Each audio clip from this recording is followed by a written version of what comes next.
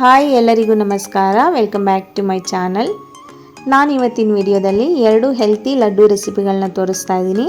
ಇದನ್ನು ಮಕ್ಕಳಿಗೆ ಮಾಡಿಕೊಟ್ರೆ ತುಂಬ ಇಷ್ಟಪಟ್ಟು ತಿಂತಾರೆ ಮತ್ತು ದೊಡ್ಡವರಿಂದ ಸಣ್ಣವ್ರ ತನಕ ಎಲ್ಲರೂ ತಿನ್ಬೋದು. ಈ ಲಡ್ಡುಗಳನ್ನ ಹೆಲ್ತಿಯಾಗಿರುತ್ತೆ ಮತ್ತು ಇದು ಹಣ್ಣು ಮತ್ತು ತರಕಾರಿಗಳಿಂದ ಮಾಡಿರೋದ್ರಿಂದ ಆರೋಗ್ಯಕ್ಕೂ ತುಂಬಾ ಒಳ್ಳೆಯದು.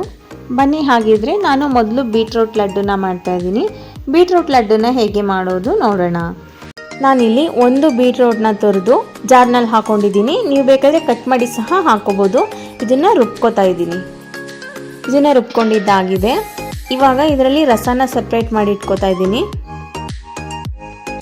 ನಂತರ ಒಂದು ಪ್ಯಾನ್ಗೆ 1 ಸ್ಪೂನ್ ತುಪ್ಪನ ಹಾಕೊಂಡಿದ್ದೀನಿ. ತುಪ್ಪ ಬಿಸಿಯಾದ ನಂತರ 1 ಕಪ್ ರವೆನ ಹಾಕಿ ಸಣ್ಣ ಉರಿನಲ್ಲಿ ಹುರ್ಕೋತಾ ಇದ್ದೀನಿ. ನಾನಿಲ್ಲಿ ಬೀಟ್ರೂಟ್ ಲಡ್ಡುಗೋಸ್ಕರ ಮೀಡಿಯಂ ರವೆನ ಬಳಸಿದ್ದೀನಿ. ಕೆಲವು ಮಕ್ಕಳಿಗೆ ಬೀಟ್ರೂಟ್ ಅಂದರೆ ಇಷ್ಟ ಆಗಲ್ಲ. ಈ ಥರ ಬೀಟ್ರೂಟ್ ಸ್ವೀಟ್ನ ಮಾಡಿಕೊಡೋದ್ರಿಂದ ಖಂಡಿತ ಇಷ್ಟಪಟ್ಟು ತಿಂತಾರೆ. ಹಾಗೆ ಬೀಟ್ರೂಟ್ ಬದಲು ಕ್ಯಾರೆಟ್ನ ಸಹ ಹಾಕೋಬೋದು. ಕ್ಯಾರೆಟ್ನ ಸಹ ರುಬ್ಬಿ ರಸ ತೆಗೆದಿಲ್ಲ ಆದ್ರೂ ಹಾಗೆ ಕೂಡ ಹಾಕ್ಕೊಂಡು ಮಾಡಬಹುದು. ರವೆನ ಹುರ್ಕೊಂಡಾಗಿದೆ. ನಂತರ ಇದಕ್ಕೆ ನಾನು ಅರ್ಧ ಕಪ್ ತೆಂಗಿನಕಾಯಿ ತುರಿನ ಹಾಕೋತಾ ಇದ್ದೀನಿ. ತೆಂಗಿನಕಾಯಿ ತುರಿನ ನಾನು ಸ್ವಲ್ಪ ಮಿಕ್ಸಿನಲ್ಲಿ ಪುಡಿ ಮಾಡಿ ಹಾಕ್ಕೊಂಡಿದ್ದೀನಿ. ಹಾಗೆ 2 ಸ್ಪೂನ್ ಹಾಲಿನ ಪುಡಿನ ಹಾಕೋತಾ ಇದ್ದೀನಿ. ಹಾಲಿನ ಪುಡಿ ನಿಮ್ಮ ಮನೆಯಲ್ಲಿ ಯಾವುದಿರುತ್ತೆ ಅದನ್ನು ಹಾಕೋಬಹುದು. ಹಾಲಿನ ಪುಡಿ ಹಾಕಿದ ನಂತರ ಮತ್ತೆ ಒಂದು 2 ರಿಂದ 3 ನಿಮಿಷ ಸಣ್ಣ ಉರಿನಲ್ಲಿ ಹುರ್ಕೋತಾ ಇದ್ದೀನಿ.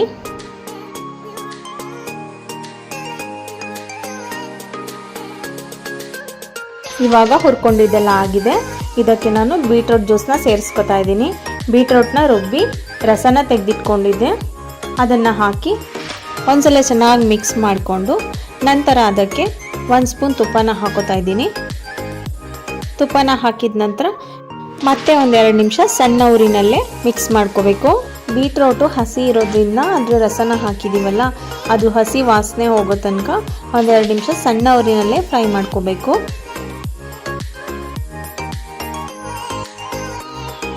ಇವಾಗ 1-2 ನಿಮಿಷ ಆಗಿದೆ.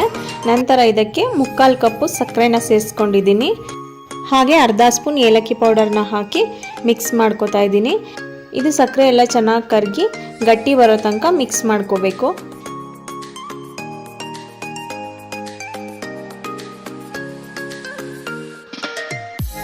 ಒಂದು 3-4 ನಿಮಿಷ ಮಿಕ್ಸ್ ಮಾಡ್ಕೊಂಡ ನಂತರ ಸಕ್ಕರೆ ಎಲ್ಲ ಕರಗಿ ಈ ಹದಕ್ಕೆ ಬಂದಿದೆ. ನಂತರ ಇದಕ್ಕೆ ಕಲ್ಲಂಗಡಿ ಹಣ್ಣಿನ ಬೀಜಗಳನ್ನ ಹಾಕಿ ಮಿಕ್ಸ್ ಮಾಡ್ಕೋತಾ ಇದ್ದೀನಿ. ಇದು ಆಪ್ಷನಲ್ಲು, ನಿಮ್ಮ ಮನೆಯಲ್ಲಿ ಇದ್ದರೆ ಹಾಕ್ಕೊಳ್ಳಿ, ಇಲ್ಲಾಂದರೆ ಬೇರೆ ಯಾವುದಾದ್ರೂ ಡ್ರೈ ಫ್ರೂಟ್ಸ್ನ ಪೌಡರ್ ಮಾಡಿ ಹಾಕೋಬೋದು. ಇದನ್ನು ಒಂದು 10 ನಿಮಿಷ ತಣ್ಣಗಾಗಕ್ಕೆ ಇಡಬೇಕು. ಇವಾಗ ಒಂದು 10 ನಿಮಿಷ ಆಗಿದೆ. ಇದೆಲ್ಲ ತಣ್ಣಗಾಗಿದೆ. ಇವಾಗ ಇದನ್ನು ಉಂಡೆಗಳು ಮಾಡ್ಕೋತಾ ಇದ್ದೀನಿ. ನಿಮಗೆ ಯಾವ ಸೈಜ್ನಲ್ಲಿ ಬೇಕು ಆ ಸೈಜ್ನಲ್ಲಿ ಉಂಡೆಗಳನ್ನ ಮಾಡಿಟ್ಕೋಬೇಕು. ಇವಾಗ ಎಲ್ಲವನ್ನು ರೆಡಿ ಮಾಡ್ಕೊಂಡಿದ್ದೀನಿ. ನಂತರ ಇದನ್ನೆಲ್ಲ ಒಂದು ಪ್ಲೇಟ್ನಲ್ಲಿ ತೆಗೆದು ಅದೇ ಪ್ಯಾನ್ಗೆ ಡೆಸಿಕೇಟೆಡ್ ಕೋಕೋನಟ್ನ ಹಾಕಿ ಕೋಟಿಂಗ್ ಕೊಡ್ತಾ ಇದ್ದೀನಿ. ಜಾಸ್ತಿ ಸ್ವೀಟ್ ಬೇಕು ಅಂದರೆ ಡೆಸಿಕೇಟೆಡ್ ಕೋಕೋನಟ್ ಪೌಡರ್ ಜೊತೆ ಸ್ವಲ್ಪ ಸಕ್ಕರೆ ಪುಡಿನ ಸೇರಿಸಿ ಕೋಟಿಂಗ್ ಕೊಡ್ಬೋದು. ನಾನಿಲ್ಲಿ 3/4 ಕಪ್ ಸಕ್ಕರೆನ ಹಾಕಿರೋದ್ರಿಂದ ಸ್ವೀಟು ಕರೆಕ್ಟ್ ಆಗಿದೆ. ಆದ್ದರಿಂದ ಬರೀ ಡೆಸಿಕೇಟೆಡ್ ಕೋಕೋನಟ್ನಲ್ಲಿ ಕೋಟಿಂಗ್ ಕೊಟ್ಟಿದ್ದೀನಿ. ಇವಾಗ ಬೀಟ್ರೂಟ್ ಲಡ್ಡುಗಳೆಲ್ಲ ರೆಡಿಯಾಗಿದೆ. ನೋಡಿದ್ರಲ್ಲ ಬೀಟ್ರೂಟ್ ಲಡ್ಡುಗಳನ್ನ ಎಷ್ಟು ಸಿಂಪಲ್ ಆಗಿ ಮಾಡ್ಕೋಬೋದು ಅಂತ. ನೆಕ್ಸ್ಟ್ ನಾನು ಇನ್ನೊಂದು ಲಡ್ಡು ರೆಸಿಪಿನ ತೋರಿಸ್ತಾ ಇದ್ದೀನಿ. ಮಾವಿನ ಹಣ್ಣು ಲಡ್ಡು. ಇದು ಅಷ್ಟೇ ತುಂಬಾ ಟೇಸ್ಟಿಯಾಗಿರುತ್ತೆ. ಒಂದು ಸಲ ಮಾಡಿದ್ರೆ ಮತ್ತೆ ಮಾಡಬೇಕು ಅಂತ ಅನಿಸುತ್ತೆ, ಅಷ್ಟು ಟೇಸ್ಟಿಯಾಗಿರುತ್ತೆ. ಈ ಮಾವಿನ ಹಣ್ಣು ಸೀಸನ್ ಮುಗಿಯೋದ್ರೊಳಗಡೆ ಖಂಡಿತ ಈ ರೆಸಿಪಿನ ಒಂದು ಸಲ ಟ್ರೈ ಮಾಡಿ. ಬನ್ನಿ ಹಾಗಿದ್ರೆ ಮಾವಿನ ಹಣ್ಣು ಲಡ್ಡುನ ಹೇಗೆ ಮಾಡೋದು ನೋಡೋಣ. ನಾನಿಲ್ಲಿ ಲಡ್ಡುಗೋಸ್ಕರ ಒಂದು ಮಾವಿನ ಹಣ್ಣು ತೊಗೊಂಡಿದ್ದೀನಿ. ನೀವಿಲ್ಲಿ ನೋಡ್ತಾ ಇರ್ಬೋದು ಯಾವ ಸೈಜ್ ಇದೆ ಅಂತ. ಒಂದು ಅಂಗೈ ತುಂಬ ಆಗುತ್ತೆ. ದಪ್ಪ ಸೈಜ್ ಇರೋ ಮಾವಿನ ಹಣ್ಣು ತೊಗೊಂಡಿದ್ದೀನಿ. ಚಿಕ್ಕ ಸೈಜಿಂದಾದರೆ 2 ತೊಗೊಳ್ಳಿ.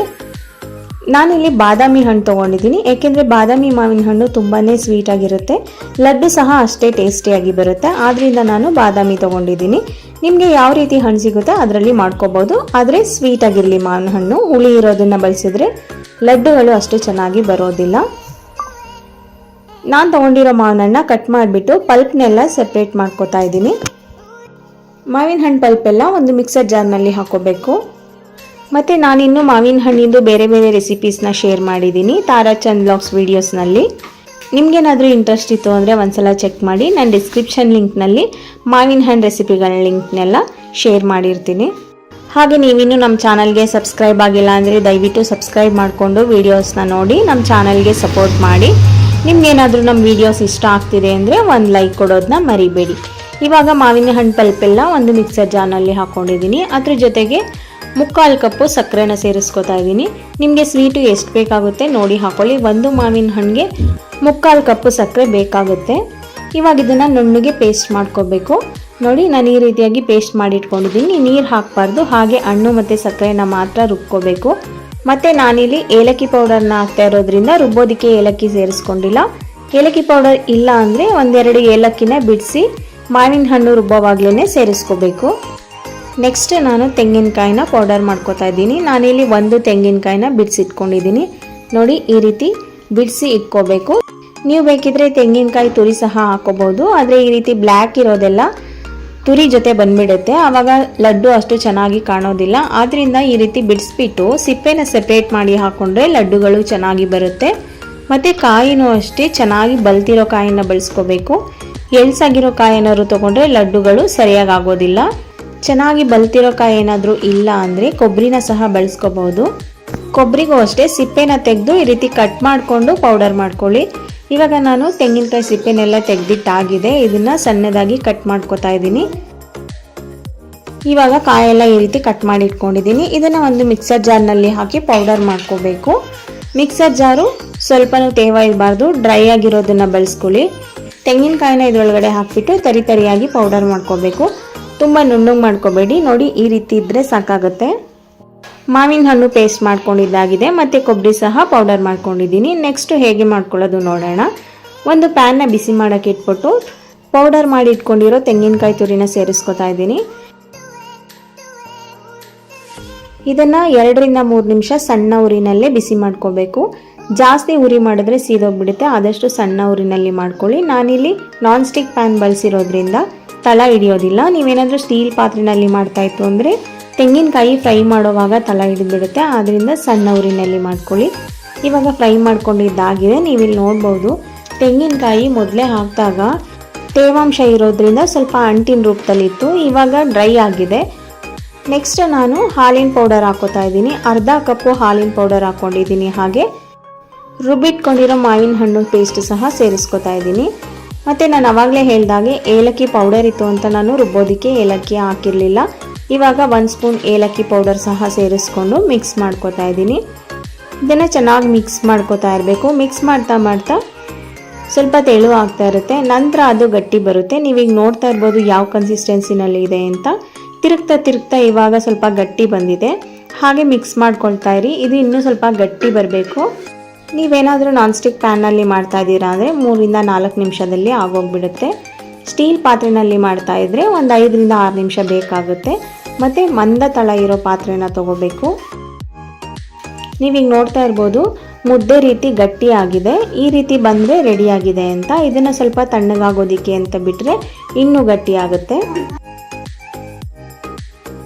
ಇವಾಗ ತಣ್ಣಗಾಗಿದೆ. ನೀವಿಲ್ಲಿ ನೋಡ್ಬೋದು ಎಷ್ಟು ಗಟ್ಟಿ ಬಂದಿದೆ ಅಂತ. ಲಡ್ಡು ಮಾಡೋಕ್ಕೆ ಕರೆಕ್ಟ್ ಕನ್ಸಿಸ್ಟೆನ್ಸಿನಲ್ಲಿ ಇದೆ. ನಿಮಗೆ ಯಾವ ಸೈಜ್ನಲ್ಲಿ ಬೇಕಾಗುತ್ತೆ ಅಷ್ಟು ತೊಗೊಂಡು ಈ ರೀತಿ ಗುಂಡಿಗೆ ಲಡ್ಡು ರೀತಿ ರೆಡಿ ಮಾಡ್ಕೋಬೇಕು. ಇವಾಗ ಎಲ್ಲ ಲಡ್ಡುಗಳು ರೆಡಿ ಆಗಿದೆ. ನೆಕ್ಸ್ಟ್ ಇದನ್ನು ಡೆಸಿಕೇಟೆಡ್ ಕೋಕೋನಟ್ಟಲ್ಲಿ ಡಿಪ್ ಮಾಡ್ಕೋಬೇಕು. ನಾನಿಲ್ಲಿ ಸ್ವಲ್ಪ ಕೊಬ್ಬರಿನ ತೆಕ್ಕೊಂಡು ಅದ್ರ ಸಿಪ್ಪೆ ಎಲ್ಲ ತೆಗೆದು ಪೌಡರ್ ಮಾಡಿ ಇಟ್ಕೊಂಡಿದ್ದೀನಿ.